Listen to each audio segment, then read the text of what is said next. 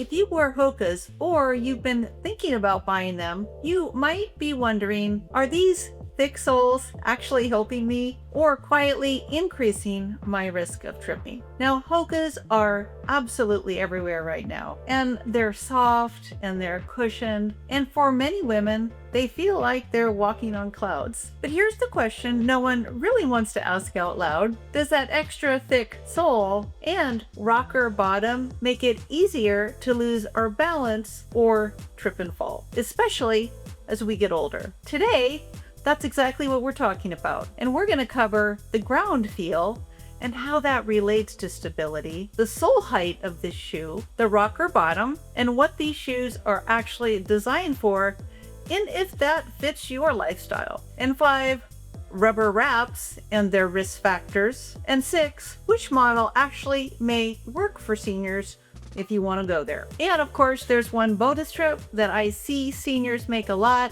in their shoe choices that increases fall risk, and I'll cover that one at the end. So stick with me.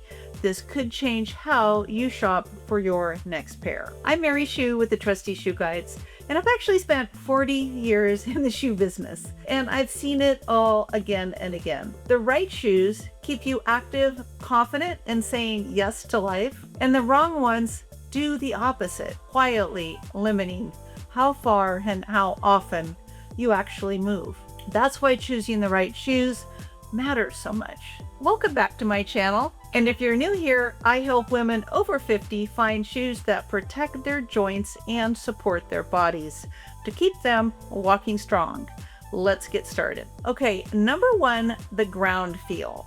Now, Hokas use a lot of soft foam, and that's why they absorb shock so well. But that thick cushioning also creates a good amount of distance between your foot and the ground. And when you can't clearly feel those cracks and curbs or uneven pavement, your brain actually gets less feedback. And less feedback means slower correction time. And slower correction time increases the chances of mishaps. Okay, number 2. Sole height. In other words, the stack height, as they call it in the industry. Hoka shoes sit higher off the ground than most shoes. And when your foot is higher up, a small wobble can turn into a bigger ankle twist. Now, your body has to react faster to keep you balanced when you're higher off the ground. And as we age, reaction time isn't always what it used to be. So think about it this way. A low sports car corners better than a tall SUV, and a tall platform shoe feels less stable than a flat supportive sandal. So height definitely impacts stability. So on stairs or uneven sidewalks, this extra height can make a small mistake harder to recover from, and that's where falls can happen. Okay, number 3, the rocker bottom. Now let's talk about this rocker shape. Hoka is actually known for this shape. Now remember, Hoka is a running shoe brand. This curved sole is designed to roll your foot forward efficiently while you're running. I mean, take a look at that. And it actually works really nicely. It can be very, very beneficial to runners and for some walkers, especially if you have stiff ankles, you have arthritis, or a mild toe drag. That upward curve can actually improve toe clearance and make walking feel smoother. And it can reduce strain on the ankle and help you move forward with less effort. That's what it was designed for. But here's the other side. That same curved sole can feel unstable in everyday situations, like standing still. We actually don't need a rocker there, or turning quickly or walking downstairs. You see, that's not really what this shoe was designed for. Because the shoe is curved, your foot doesn't sit as solidly on the ground. And if balance is already a challenge, that rocking will actually increase your instability. Okay, number 4, the original intent. Most athletic shoes, including Hoka, are built for forward motion, like running. But everyday regular life involves standing, pivoting, stepping sideways, and navigating stairs. Hoka models use very plush foam that compresses not just up and down, but also side to side. And that's really important when you're pounding the pavement and running. But most seniors need steady, grounded support.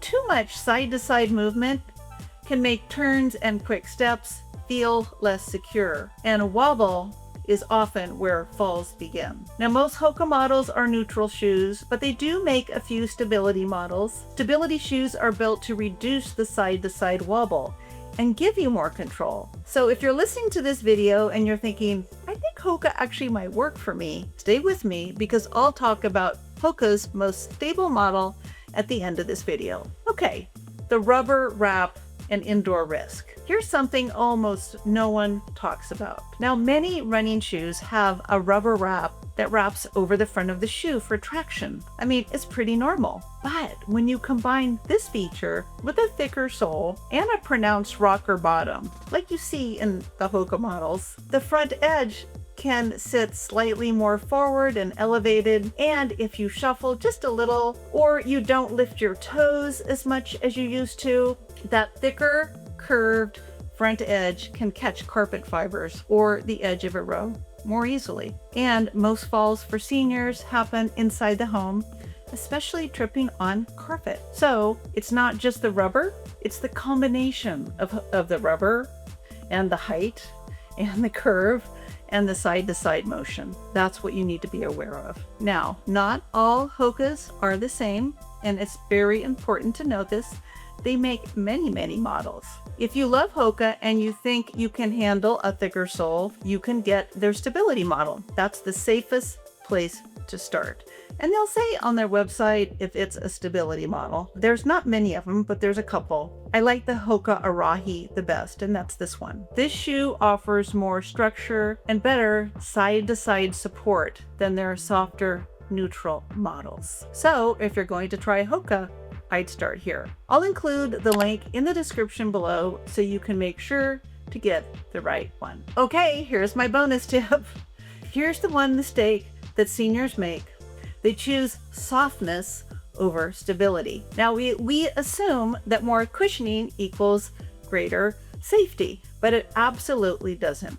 Now, safety comes from control, ballast, and foot clearance. It does not come from cushioning and comfort. So comfort matters, but control matters more, especially as we age. So don't be fooled by cushioning. And by the way, none of this matters if you're in the wrong shoe size. So get your foot professionally measured. It's one of the simplest ways to improve stability instantly. And your foot changes as we age.